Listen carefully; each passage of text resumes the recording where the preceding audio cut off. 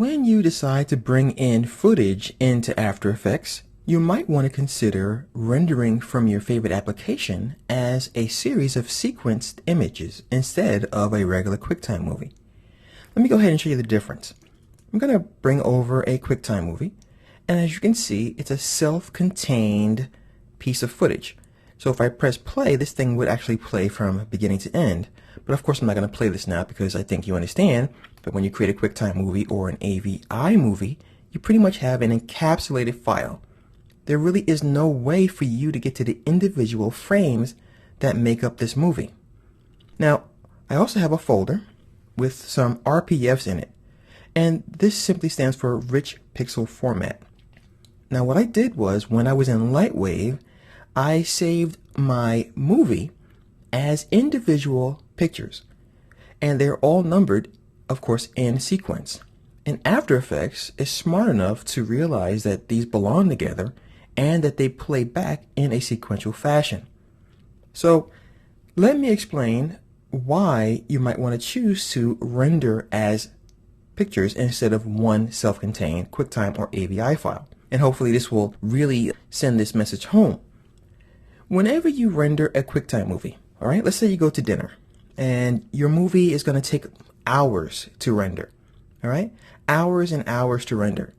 What's going to happen is, let's say you have a lightning storm or you have a power failure. Well, guess what? Unfortunately, the entire render is now ruined. There's no way that I know of to resume and get back to that QuickTime movie.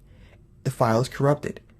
So let's say your application says, all right, it's going to take 4 hours and a half to render out this file. All right, that's fine. So 4 hours and 22 minutes into the render, lightning strikes your house and blows out your computer. So your hard drive is saved, but unfortunately your render is over. So 4.5 hours lost. However, if you render as single frames like this, it doesn't really matter, because let's say you have, 3,000 frames rendered out of 3,025.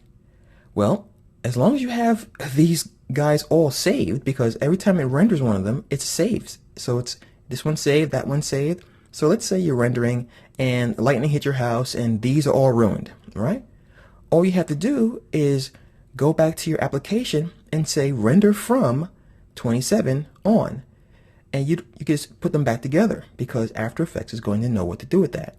So that's really the main benefit to doing that. Another thing, by the way, is when you finally finish your special effects work in After Effects, you're going to wind up saving it as a QuickTime movie or an AVI file pretty much anyway, because After Effects is kind of like the middle ground. Your 3D software or your video software, your camera, all of that stuff is first. Then you bring everything into After Effects, where you do your color corrections, where you add your rain, your smoke, your explosions, your lightning. And then you bring it into another application to do the video editing. So you might head over to Premiere Pro or Final Cut Pro, and then you piece all those individual pieces of footage that you did in After Effects together to make your film. And you can edit it and make things longer and shorter and that kind of thing.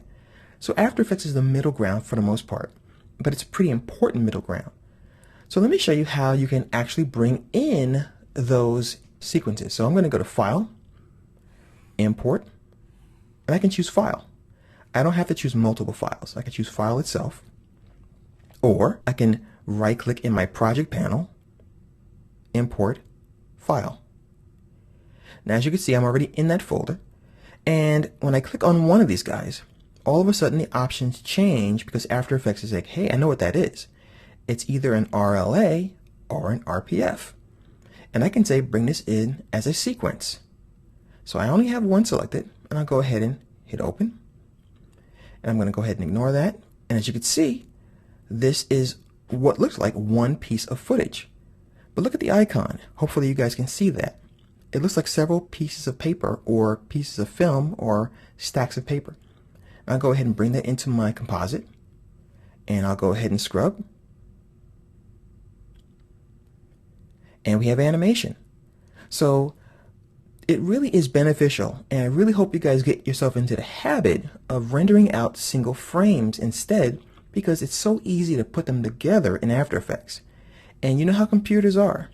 A hard drive can crash the very same day you buy a computer. There really is no guarantee to how much you're going to get out of a hard drive. It could crash in 5 years, it can crash in 5 minutes, and you really don't want to lose so much hard work. So I highly suggest that you check the software you're using and see what image sequence type it can export, and also see whether or not After Effects can understand that application's export, and then work with those.